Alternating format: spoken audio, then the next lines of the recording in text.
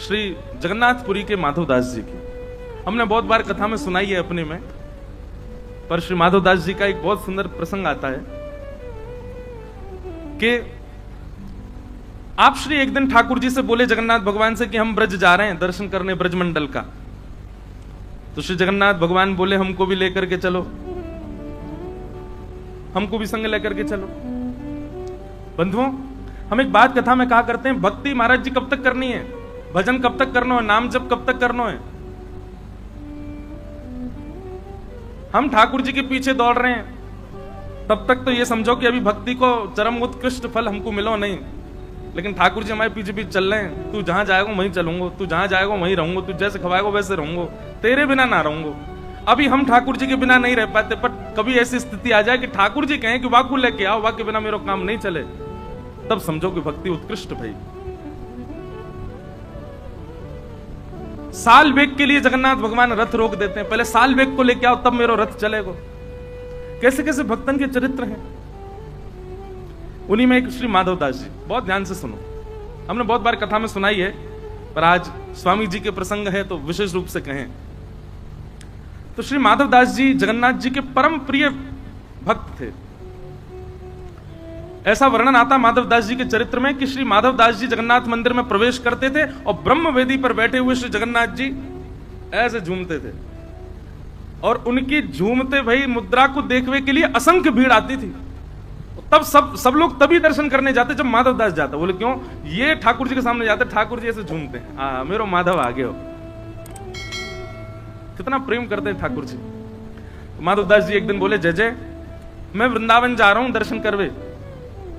जगन्नाथ भगवान बोले हमको संग लेके चलो। बोले आपको कहां संग लेके चलूं? बोले हमको वृंदावन लेके चलो। बोले आप विराजो ना जगन्नाथपुरी में, इतने लाखों लोग दर्शन के लिए आते हैं। ठाकुर जी कह रहे नहीं माधव, हमारा मन तो वहां लगता है जहां आप जैसे वैष्णव विराजते हैं। तिथि धाम स्थान सबकी अपनी महिमा है, पर मेरा मन तो वहीं लगे जहां आप जैसे वैष्णव हो। महाराज जी कई कई स्थान तो ऐसे विहंगम जंगल में, वहां कोई व्यवस्था नहीं, वहां ठाकुर जी बैठे हैं। अभी हम पंढरपुर होके आए, महाराष्ट्र में बिल्कुल अंदर प्रवेश कर जाओ तब जाकर के चंद्रभागा नदी के तट पर, वहां कोई बारिश भी बढ़िया से नहीं होती। वहां पे स्थान भी ऐसा है अत्यंत, अभी भी महाराज जी वहां गरीबी दिखती है, ज्यादा धन धान्य नहीं है। वहां पे दोनों भुजा कमर पर धर के ठाकुर जी खड़े, किसके लिए? पुंडलीक के लिए खड़े। तीर्थ धाम स्थान सबकी महिमा अपनी है, पर ठाकुर जी तो वहां बसे जहां हरिदास बसे। माधव हमको संग ले चलो। माधवदास जी बोले जय जय, बड़ा लंबा रास्ता है वृंदावन को, जगन्नाथपुरी तो वृंदावन जाएंगे, रास्ता में हम तो, हमारी तो आदत है 4-4 दिन भी भोजन नहीं मिलेगा तो रह लेंगे। आप कैसे रहोगे? दिन में 8 बार तो भोजन चाहिए आप, और एक बार भी नेक चूक है जाए, कमी पड़ जाए, सो आपको भूख लगे आवे, कैसे जाओगे?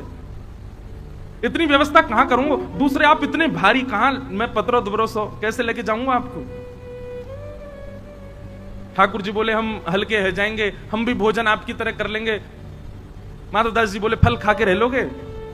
2-2 दिन तक पत्ता खा के रह लोगे? यहां चटकदार महाराज आपके काजे दाल बने, सुंदर सुंदर पकवान बने, तब तो आपको मन ना लगे, और पत्ता खा के रहोगे? आप विराजो जगन्नाथपुरी में, हम जा रहे हैं वृंदावन। ठाकुर जी के नेत्र सजल हो गए, माधवदास जी वृंदावन जा रहे हैं, मैं कैसे रहूंगा माधव के बिना? माधवदास जी तो चल पड़े। कहा माधवदास जी 3 दिन तक भूखे रह लेते थे, परंतु जगन्नाथपुरी से नए कई दूर पहुंचे होंगे महाराज, ऐसी जोर की भूख लगी माधवदास जी को, मन में भाव आयो नए का देर में भोजन नहीं मिला तो मैं तो पेड़ नहीं खा जाऊंगा, इतनी जोर की भूख लगी। तभी एक घर दिखो, दौड़ करके गए, खटखटायो, अंदर से बूढ़ी मां आई, मैया जल्दी जो हो घर में भोजन पवाओ, बहुत तेज भूख लगी है। मैया सुंदर थाल लगा के लाई, लो बाबा पाओ। माधवदास जी तो आज तो कोई आचमन कियो ही नहीं, सब सियाराम बोले चलो प्रसाद पाओ, आपत्तिकालीन मर्यादा हंसती। ऐसी जोर की भूख। माधवदास जी ये भी सोचते जा रहे हैं इतनी भूख मुझे कभी लगी नहीं जीवन में। सामने बैठी मैया बोली बाबा नेक आराम थे, धीरे थे, और सबरो अकेलो ही खा जाओगे? बगल में नेक सो बालक बैठो है, या को भी खवाए तो बेचारो ऐसा टुकुर टुकुर देख रहा आपकी थाली की ओर। माधवदास जी बोले कौन है हमारे साथ? कोई नहीं, मैया हम अकेले आए हैं। बोले अच्छा, ये नेक्सो से बालक बैठो, ऐसे बड़े बड़ी आंखें यहाँ की, ऐसा काजर लगा करके, मुंह तो यूं लग रही है कौन मैया ने अपना लाला दे दियो। ए बाबा, तू कहीं बालकन को अपहरण करके तो ना ले जा रहा। माधव दास जी बोले कोई तो नहीं है मैया। बोले अच्छा, मुझे पागल समझाए, जे बगल में बैठो तेरे। माधव दास जी बोले यहाँ बैठो है। बोले हाँ, कैसो है? बोले बड़े बड़े नेत्र हैं, काजल लगा रखो है, घुंघराले केश हैं सिर पर। बोले मैया वर्ण बताओ, वर्ण कैसो है? बोले सांवलो। माधव दास जी समझ, ओ जगन्नाथ स्वामी नयन पथगामी भव। तुम्हें नहीं माने, चले आए। तभी मैं कहूं इतनी जोर की भूख क्यों लग रही है। श्री जगन्नाथ जी हृदय में बैठ के आ गए माधव दास जी के। बोले अब तो भैया वहां पर पूजा हो रही है, जगन्नाथ जी खाए। बोले माधव दास के संग चले गए। जिन माधव दास जी को 3-4 महीने में वृंदावन पहुंच जाना था, 7 महीना में पहुंचे। क्यों? नेक चले, भूख लगे आवे। पेट पे हाथ धर के कहें जय जय, नेक धैर्य कर लो, कछू तो चलन दो। जगन्नाथ जी बोले मेरी गलती ना है, तुम लोगों ने खवा खवा की आदत कर दी है मुझे, अब भूख लगे आवे, क्या करूं। बेचारे माधव दास जी पहुंचे वृंदावन। आहा। अच्छा, ये बात क्यों है कि जब बिहारी जी प्रकट भये ना, भुवन चतुर्दश की सुंदरता निधि वन करत बिहार, श्यामा प्यारी कुंज बिहारी जय जय श्री हरिदास। बिहारी जी इतने सुंदर हैं कि महाराज जब बिहारी जी के प्राकट्य की खबर पता चली ना, तो पूरे भारत से संत समाज आया वृंदावन दर्शन करवे। जब श्री माधव दास जी को पता चली तो माधव दास जी भी आ रहे हैं। जाते ही वृंदावन पहुंचते ही सबसे पहले निधिवन गए। निधिवन गए तो वहां पर श्री विठल विपुल देव जी ने कही कि भैया ठाकुर जी तो अभी जो है का राजभोग आरोगेंगे, तो अभी कपाट बंद हैं, और बाकी स्वामी जी अभी मानसरोवर से आमेंगे। आप थोड़ी देर यमुना जी के आसपास कहीं विराज के नेकाद अपना भजन कर लो, संध्या बंदन कर लो, थोड़ी देर में आ जाइयो। और आप भूखे प्यासे होंगे, अभी तो राजभोग में समय है, इतनी दूर से चल के आए, लो नेक चना ले जाओ। यमुना जी के तट पर गए। आपने जैसे ही स्नान किया, जोर की भूख लगी आई, पेट पे हाथ धर के बोले रुक जा रुक जा रुक जा, पवा रहा हूं, नेक डट जाओ। स्नान ध्यान करके अपना स्वरूप श्रृंगार करके संध्या वंदन करके महाराज सोई चना लेकर के पान लगे माधव दास जी। मतलब विचार करो, माधव दास जी पाते हैं, पेट ठाकुर जी का बढ़ता है।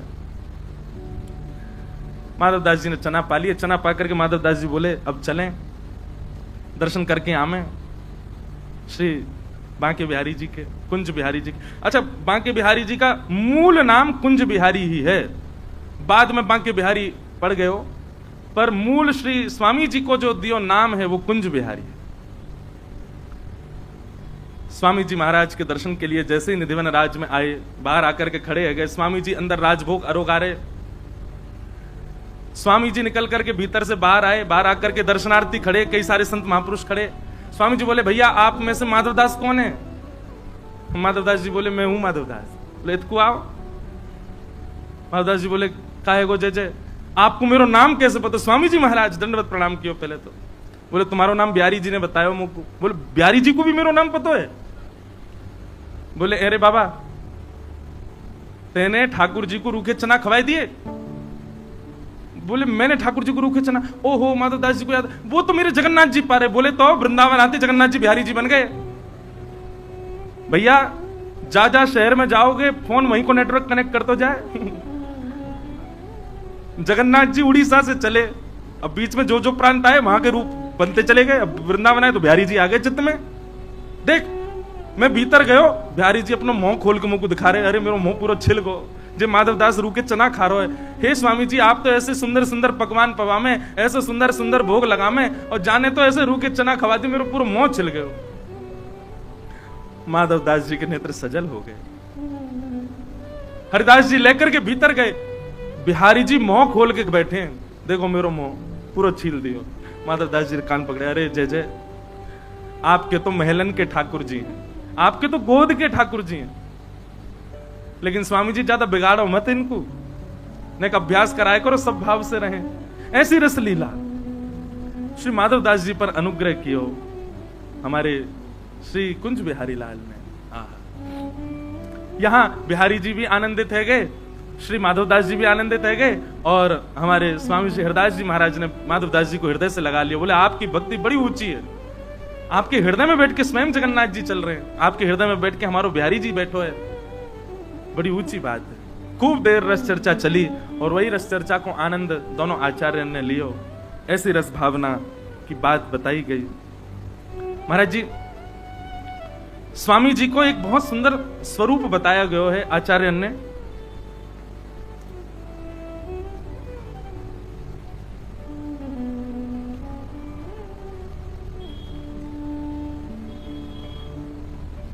सुंदर रज तिलक भाल बांकी भ्रगुटी विशाल।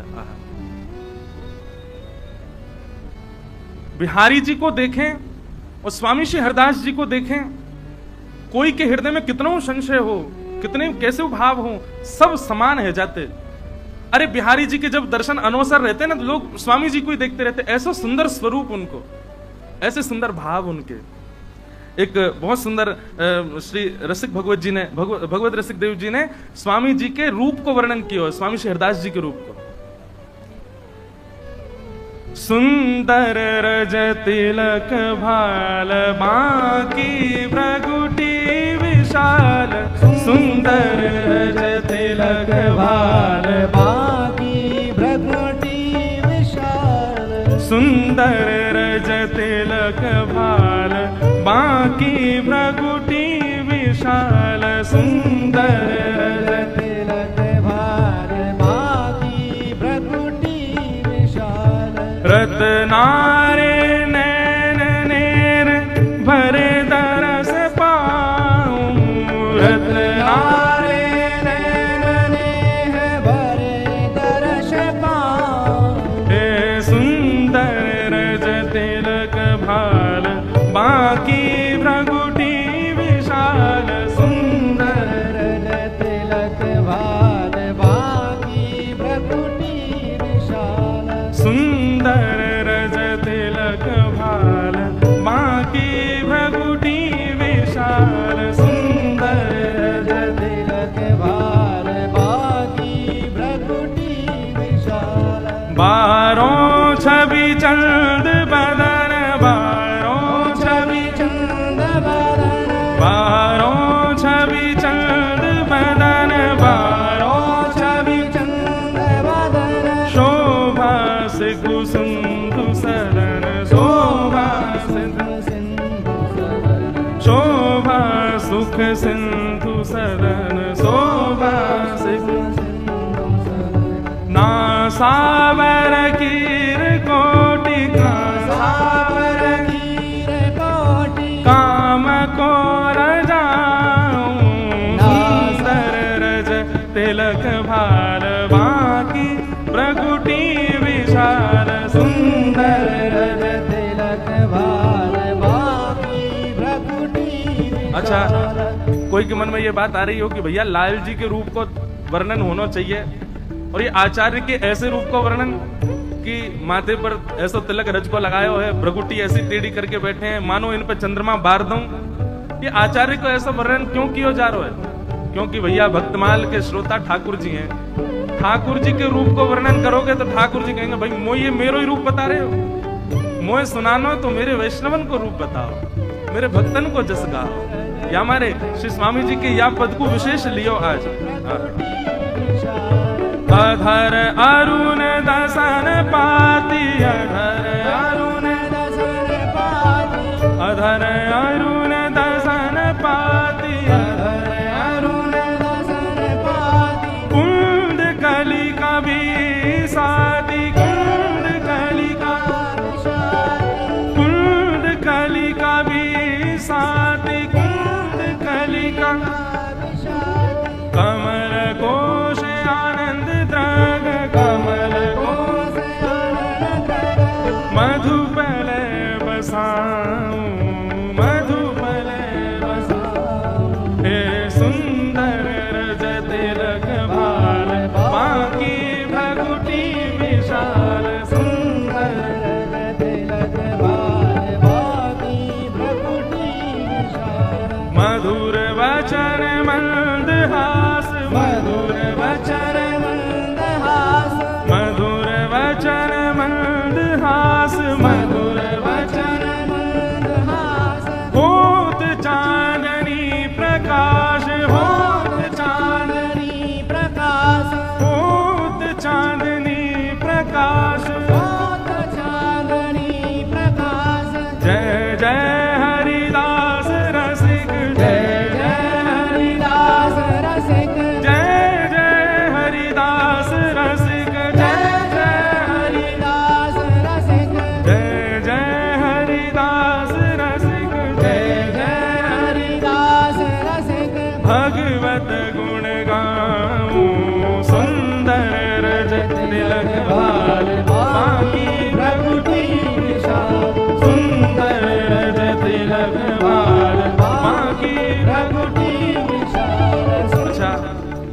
कल एक बात हमने बताई, ललिता जी कैसे प्रकट भई? किशोरी जी को श्रृंगार ठाकुर जी ने किया है, और ठाकुर जी के द्वारा किए गए श्रृंगार को किशोरी जी ने जब प्रतिबिंब में देखो, तो वह श्रृंगार को देख करके किशोरी जी रीझ गई हैं अपने ही रूप पर। तब उन्हीं को रूप ही ललिता जी बन के प्रकट भय। मतलब कल हमने एक बात कही थी, ब्रह्मांड को रिझा में ठाकुर जी को रिझा में किशोरी जी, और किशोरी जी को रिझा में ललिता जी। वही ललिता जी स्वामी श्री हरिदास है। तो यहाँ को मतलब है, ये जो स्वरूप को जो गुणगान गायो जा रहा है ना, ये किशोरी जी को बड़ो प्रिय है। स्वामी श्री हरिदास जी के रूप को चिंतन, रूप को भाव जो भगवत रसिकदेव जी यहाँ गा रहे हैं, या को सुनकर के श्री किशोरी जी आनंदित है रही हैं।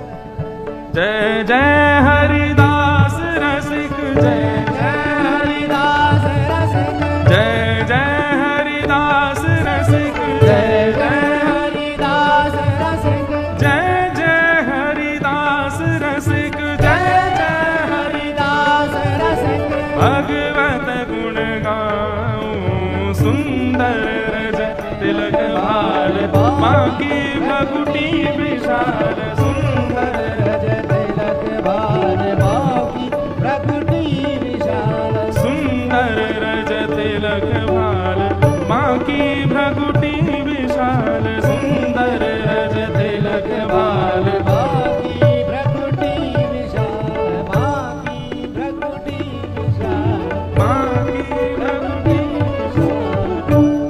ऐसा स्वामी जी को स्वरूप है। बिहारी जी को दर्शन करके सबन को सुख मिले, पर स्वामी जी को दर्शन करके सबन को समाधान मिले, ऐसा स्वामी जी को रूप है। अनेक रसिक जन आवे स्वामी जी के पास बैठ करके स्वामी जी से रस चर्चा करें।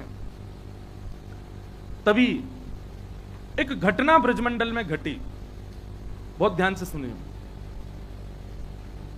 एक घटना ब्रजमंडल में घटी, और ये घटना कैसी भाई? अष्ट सखान में एक सखा है श्री कृष्णदास जी। क्या नाम है? आप लोगों ने यदि हमारी पहले कथा सुनी होगी तो कृष्णदास जी का एक पद हम बहुत गाते हैं, मेरो मन गिरधर छवि पे अटक्यो। ये श्री कृष्णदास जी का पद है। तो कृष्णदास जी मंदिर के अधिकारी, श्रीनाथ जी मंदिर गोवर्धन के, बहुत ध्यान से सुनिए, बड़ी सुंदर चर्चा है। तो कृष्णदास जी गोवर्धन मंदिर के अधिकारी, गिरिराज जी श्रीनाथ जी के अधिकारी। तब श्रीनाथ जी गोवर्धन में विराजते थे, फिर बाद में यहां आ गए उदयपुर के पास। तो कृष्णदास जी को नियम हतो, वो नित्य जल की सेवा मंदिर की करते और स्वयं जाते, कुआं से जल लेकर के आते और ला करके मंदिर सेवा में पधराते। एक दिन श्रीनाथ जी ने प्रत्यक्ष प्रकट है करके, श्रीनाथ जी तो प्रकट ही थे, बात करते थे अष्ट सखाओं से। ठाकुर जी ने कही, बोले कि हे कृष्णदास, अब तुम वृद्ध है गए हो, आप अब सेवा करनी धीरे धीरे कम कर दो, इतनी भोर में जाओ जल लेकर के आओ, हमको बड़ा श्रम हो गया आपको देख करके। कृष्णदास जी बोले, हमारी करनी को कितने सारे लोग देख करके पालन करते हैं, यदि हम ही हाथ पे हाथ धर के बैठ जाएंगे तो बाकी के लोगों को क्या प्रेरणा मिलेगी?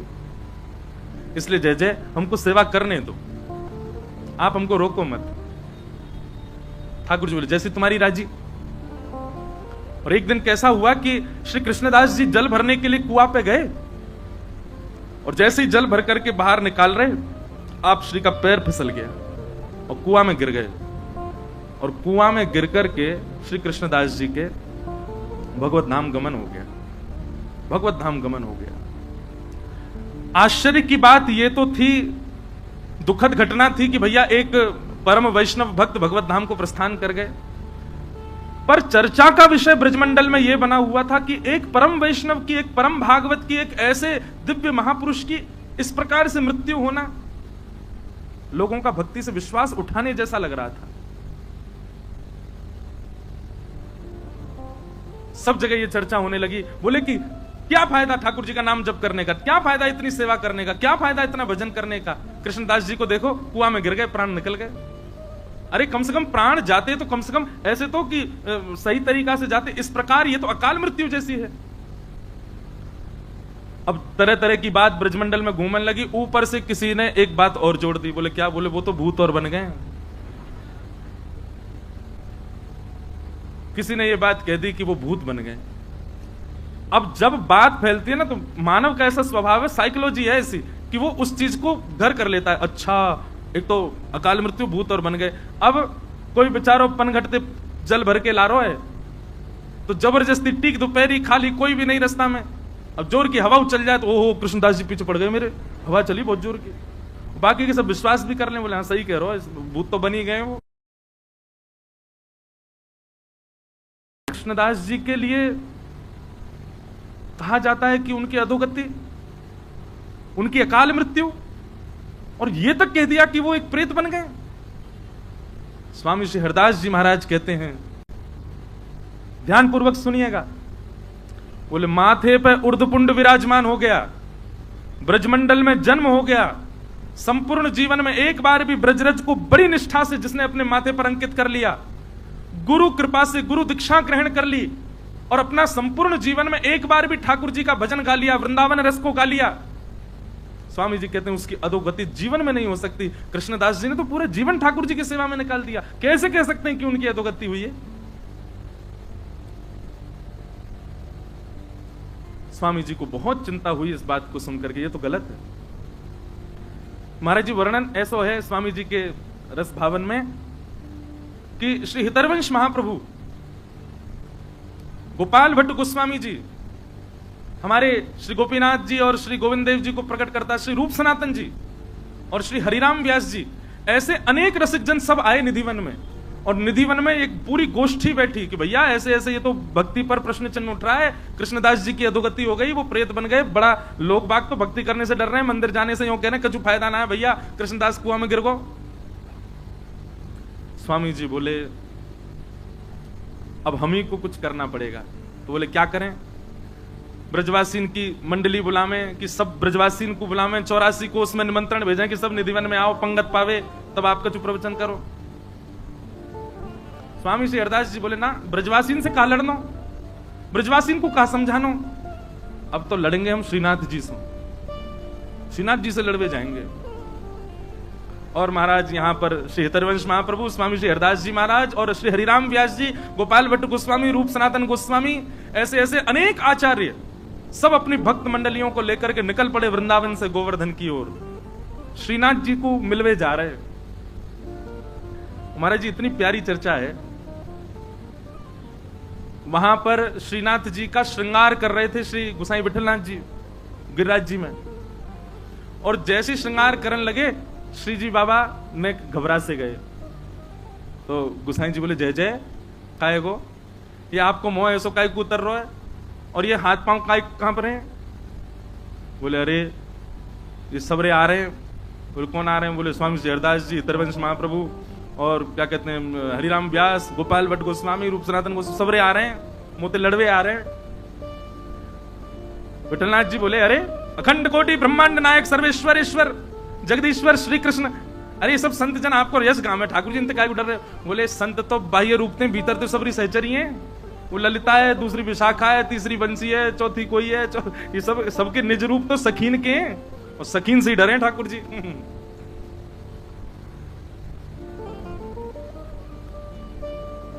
स्वामी श्री हरदास जी महाराज और सब रसिक जन जा रहे हैं, पूरा वृंदावन और जो जो गांव बीच में पड़े सब जगह महाराज स्वागत सत्कार होवे, सब लोग आकर के प्रणाम करें। अब फोन तो थे नहीं, फोटोज तो थे नहीं कि भाई सबन को बस नाम सुने सबने स्वामी श्री हरदास जी, नाम सुने सबन ने गोपाल भट्ट गोस्वामी, नाम सुने हरिराम व्यास। अब जो जो गांव से निकले तो गांव बारे बेचारे हाथ जोड़ खड़े, अब ये ना पता है कौन सो कौन।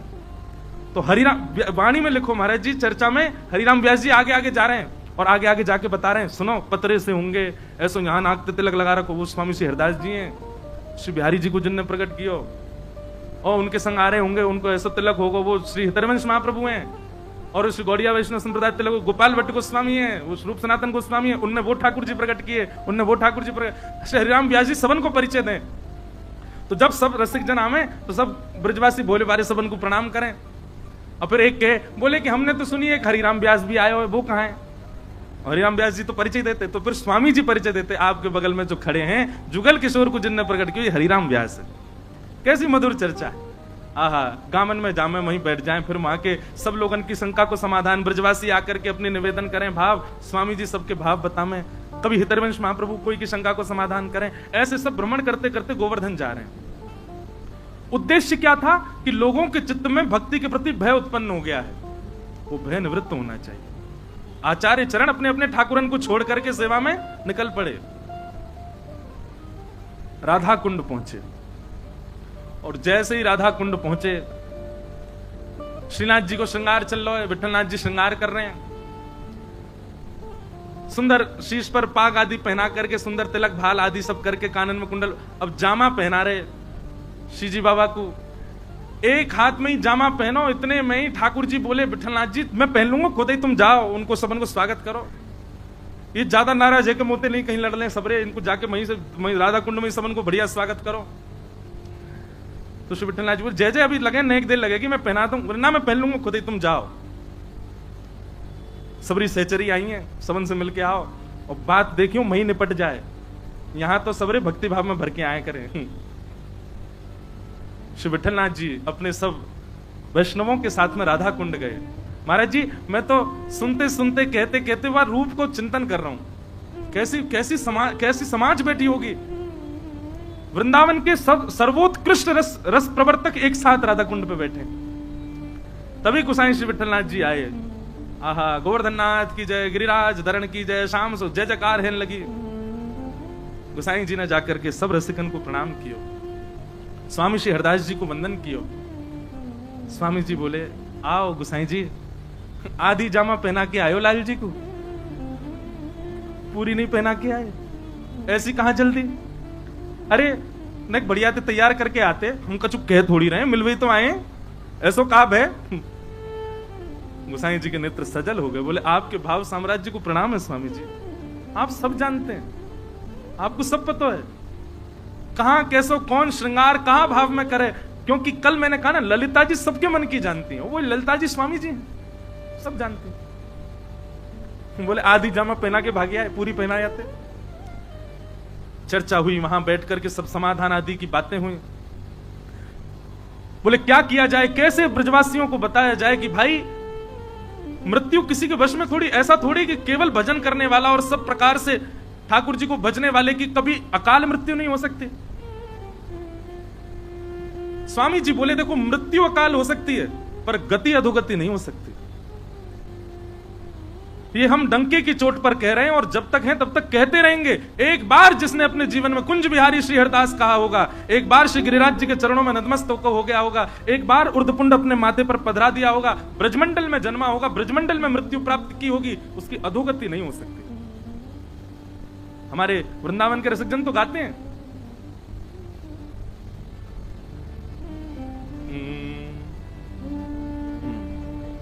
भाग्य बड़ो वृंदावन पायो, भाग्य बड़ो वृंदावन पायो, भाग्य बड़ो वृंदावन पायो, भाग्य बड़ो वृंदावन पायो, भाग्य बड़ो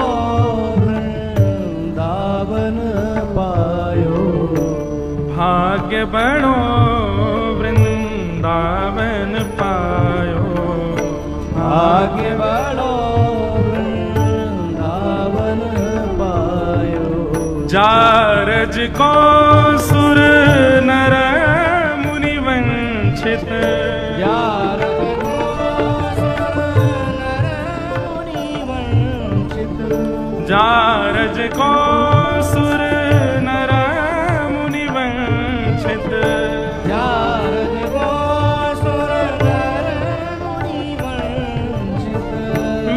शंकर सिर नायो, विधि शंकर सिर नायो, भाग्य बड़ो वृंदावन पायो, भाग्य बड़ो वृंदावन। अरे स्वामी जी कह रहे हैं जारज को सुर नर मुनि वंचित, शिव सनकादि भी जिस रज की उपासना करते हैं, उस रज को माथे पर पधराने वाला, उस रज में जन्म लेने वाला, उसकी अधोगति होगी। अरे सौभाग्य है वृंदावन में जन्म लेना, सौभाग्य है वृंदावन में मृत्यु प्राप्त करना। हमारे रसिक जन कभी रुदन नहीं करते थे वृंदावन में प्राण त्यागने वाले को देख करके, कहते सौभाग्य इसका कि इसने अंतिम श्वास वृंदावन में ली। बहुत कयुग यार बिन बीते, बहुत कयुग यार बिन बीते, जन्म जन्म दहकायो, जन्म जन्म दहकायो।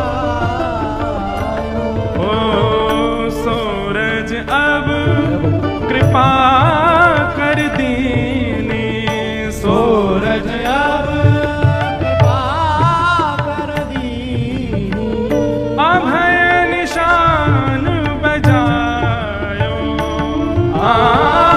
अभय निशान बजायो। अरे वृंदावन की रज प्राप्त हो गई, वृंदावन में जन्म हो गया, वृंदावन की रज का उर्धपुंड माथे पर विराजमान हो गया। निर्भीक हो जाओ, अभय हो जाओ। क्या यमलोक, क्या यमदूत, क्या अधोगति, क्या प्रेतियोनी, सब दूर रहते हैं। अरे मुक्ति कहे गोपाल से मेरी मुक्ति बताओ। ठाकुर जी कह रहे हैं ब्रज में पड़ी रहे, ब्रज रज उड़ मस्तक पड़े, मुक्ति मुक्त है जाए। और आप सब कह रहे हैं कि उस ब्रज में प्राण त्यागने वाले कृष्णदास, उनकी अधोगति हुई है। भाग्य बड़ो वृंदावन पायो, भाग्य बड़ो वृंदावन पायो, आए मिलो परिवार आपनो, आए मिलो परिवार आपनो, हरि हंस कंठ लगायो, हरि हंस कंठ लगायो। ओ श्यामा श्याम जो बिहारत दो, श्यामा श्याम जो, सब लोग गाइए पीछे। ताब भलो बनियायो, ताब भलो बनियायो, ओ सखी समाज मिलायो, सखी समाज मिलायो, ओ शोक संताप करो मत को, शोक संताप करो मत को, दाब भलो बनियायो, ताब भलो बनियायो, भाग्य बड़ो वृंदावन पायो, भाग्य बड़ो वृंदावन पायो। श्री रसिक बिहारी की गति पाई, रसिक बिहारी की गति पाई, रसिक बिहारी जू की गति पाई, रसिक बिहारी की गति पाई। और धन धन लोक कहायो, धन धन लोक कहायो, भाग्य बड़ो वृंदावन पायो, भाग्य बड़ो वृंदावन पायो, भाग्य बड़ो वृंदावन पायो, भाग्य बड़ो वृंदावन पायो। श्री रसिक बिहारी की गति पाई, रसिक बिहारी की गति पाई, धन धन लोक कहायो, धन धन लोक कहायो, भाग्य बड़ो वृंदावन पायो,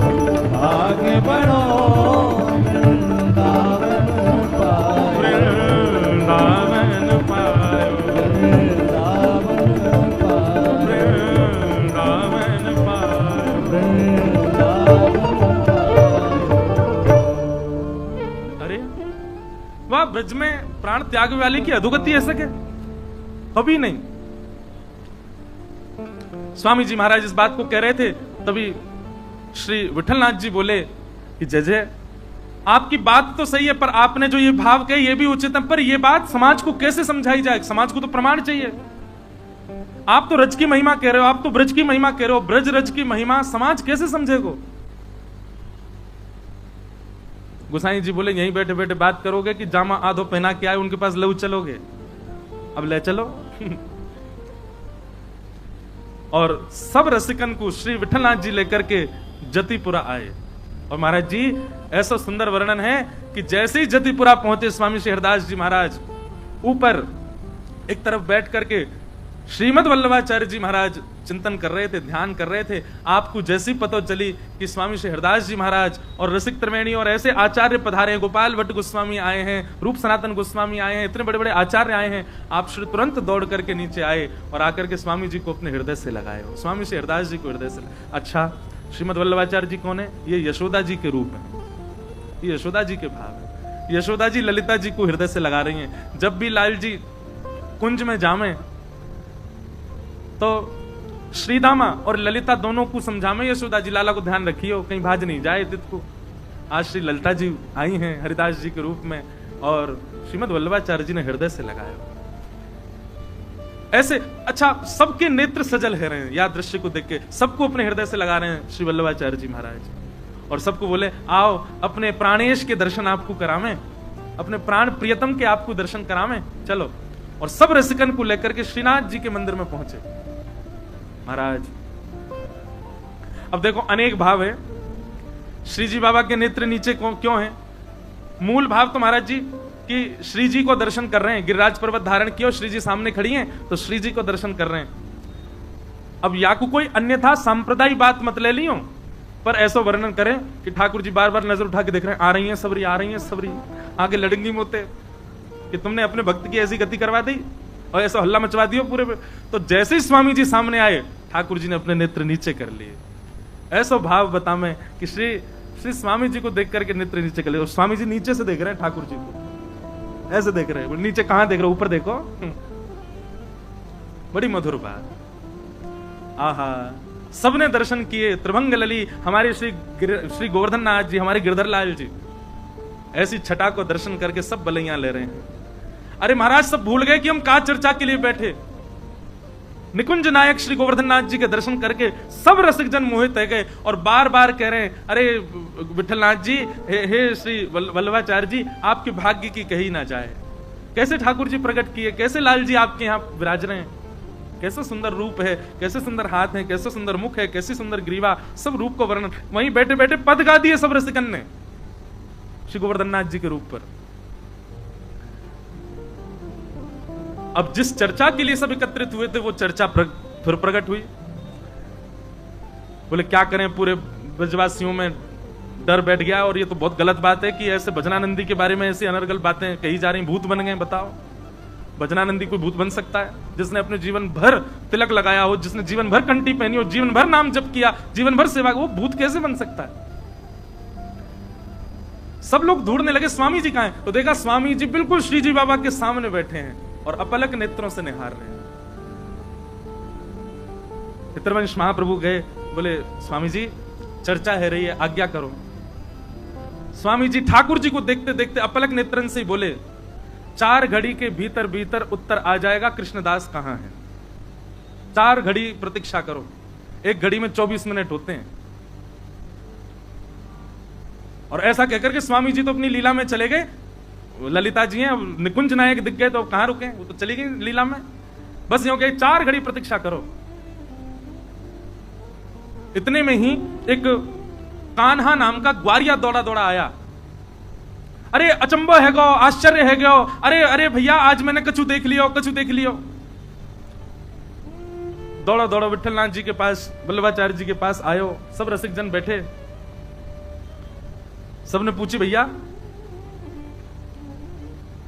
कहा देखे आयो? हाँ अपन लोगो। बैठ गए, बैठ करके बोलो, अरे मैं श्रीनाथ जी की गैया चरावे जाऊं। विठलनाथ जी ने सबको परिचय दियो, बोले हमारो ग्वारिया है, ठाकुर जी की गैया चरावे जावे। कहा देख लियो भैया? बोले जय जय, मैं गैया चरावे गयो और गिरिराज जी तने एक दूर ही गयो और वहां मैंने कहा देखो। बोले कहा देखो? बोले दूर दूर कृष्णदास जी डोल रहे। सबके चित्त में भय आ गया। बोले कहीं ये सत्य तो नहीं है कि वो भूत ही बन गए? बोले अच्छा कृष्णदास जी देखे? बोले हाँ मैंने कृष्णदास जी देखे। अब मैं तो उनको देख के भाजन लगो, मैं तो पता ही भूत बन गए। पर वो मेरे सामने आकर खड़े हो गए और सामने आकर के बोले कहां भाग रहे हो? बोले अरे आप तो भूत बन गए, आप तो डर गए। अरे कोई भूत ना बनो भैया, ये सब बात ऐसी बना दी है। बोले आपकी मृत्यु तो है? बोले हाँ मैं ठाकुर जी की सेवा में हूं। और बोले उन्होंने मुझको प्रत्यक्ष बतायो कि भैया ठाकुर जी ने मोकू अपनी गौचारण लीला में प्रवेश करा लियो है। कृष्ण और बलराम यहीं आगे ही एक कुंड पे बैठे हैं, उनकी गैया खो गई है, वहां को दूर तो मैं जा रहा हूं, कृष्णदास जी गैया ढूंढ रहे हैं। बोले मेरी कोई अधोगति ना भैया, मैं तो कृष्ण बलराम के संग गैया चरा रहा हूं। सब लोग बोले प्रमाण क्या? बोले प्रमाण ये कि कृष्णदास जी वयोवृद्ध थे जब पधारे थे, पर मैंने आज उनको दर्शन किया, वो तो बिल्कुल जुवान दिख रहे और ग्वारियान जैसे डोल रहे। मैंने उनसे कही कि भैया मैं सबन को जाकर के बताऊंगा, मेरी बात पर कौन भरोसा करेगा? तो कृष्णदास जी ने मुझको एक बात बताई है। विठलनाथ जी बोले कहा बताई? बोले उन्होंने कही है कि विठलनाथ जी से जाके कहियो मेरो आसन जहां रखो है वह आसन को उठा के नीचे खुदाई करेंगे तो 1 लाख स्वर्ण की मुद्रा मिलेंगी। अब ये बात मैं ही तो को बता सकूं और कोई ना बता सके, तो ये प्रमाण है कि मेरी अधोगति ना भई है, मेरी सदगति भई है। मैं तो श्री ठाकुर जी की निकुंज में प्रवेश कर गया हूं, ठाकुर जी के संग गौचारण कर रहा हूं। अरे भैया ठाकुर जी गौचारण कहीं और थोड़ी करें या प्रत्यक्ष वृंदावन में करें, तो या को मतलब ये थोड़ी है कि मैं कहीं और चलो जाऊंगा या प्रत्यक्ष वृंदावन में ही रहूंगा। कृष्णदास जी ने कान्हा को बताई। सब लोगों ने जब बात सुनी बोले अच्छा अच्छा कृष्णदास जी का आसन कहां है? बोले चलो। सब रसिक त्रिवेणी और सब महापुरुष विठलनाथ जी के साथ में उनके आसन पर गए और आसन उठा के मां खुदाई करवाई तो भीतर 1 लाख सोने की मोहर मिली। और उससे ये बात प्रमाणित हो गई कि श्री कृष्णदास जी कोई भूत प्रेत नहीं बने भैया। ठाकुर जी के यश गावे वारे ठाकुर जी के निकुंज में ही प्रवेश करें, ठाकुर जी के नाम से अपने माथे पर छाप रखवे वारे इनकी अधोगति होगी कभी?